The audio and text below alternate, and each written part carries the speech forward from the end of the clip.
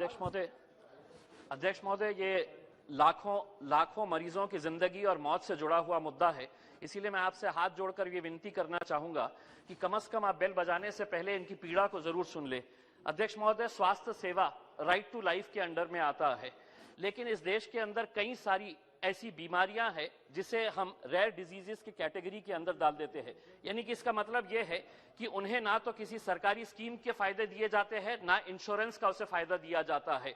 एक उदाहरण के तौर के ऊपर टाइप 1 डायबिटीज अब बच्चों के अंदर इतना कॉमन हो चुका है, हर रोज उन्हें 4 से 5 इंसुलिन के इंजेक्शंस दिए जाते हैं। महीने का खर्च आता है 5,000 रुपये। अध्यक्ष महोदय, मेरे शहर के अंदर उड़ान नाम की एक एनजीओ है, अकेले उसके पास 1,000 बच्चे हैं, छोटे छोटे बच्चे जो गरीब घरों से ताल्लुक रखते हैं। उनका स्वास्थ्य का, उनके इलाज का कौन खर्चा संभालता है? तो हमारे जैसे कोई दानशूर लोग जाते हैं, कोई गरीब बच्चे की मदद करना चाहता है तो उसको डोनेट करते हैं।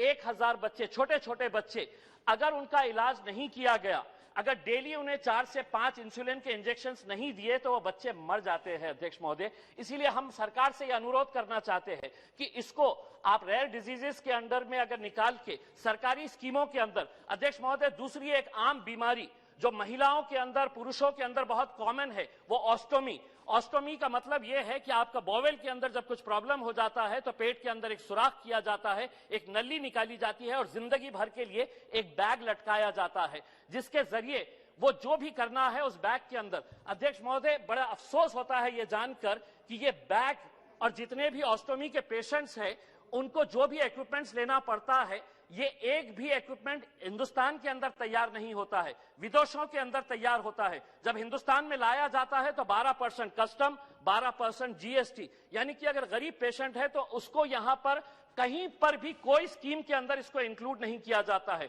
ऑस्ट्रेलिया हो, यूएस हो या दूसरे फॉरेन कंट्रीज हो, कनाडा, इसको एक डिसेबिलिटी के तौर के ऊपर ट्रीट किया जाता है। यानी कि इसका मतलब वहां के ऑस्टोमी के पेशेंट्स हो या टाइप 1 डायबिटीज हो या रेयर डिजीजेस के कितने भी पेशेंट्स हो, इन सबको सरकारी स्कीम के अंदर इंक्लूड करके उनको फायदा दिया जाता है। मैं सरकार से हाथ जोड़कर यह अनुरोध करना चाहूंगा कि जितनी भी रेयर डिजीजेस इस देश के अंदर है उसे गवर्नमेंट के स्कीम के अंदर इंक्लूड किया जाए, उसको इंश्योरेंस के तमाम फैसिलिटीज दिया जाए। वरना अध्यक्ष महोदय, हमने इन बच्चों को तड़पते हुए देखा है, हर माँ बाप चाहता है कि मेरे बच्चे, ऐसे मैंने रिक्शे वालों को देखा हूं इस उड़ान नाम की संस्था के अंदर, जिसके खुद की महिला जो है वो घर का काम करती है, लेकिन उसका बच्चा जो है वो इस बीमारी से पीड़ित है। उसकी कमाई महिला की 2,500 रुपये है,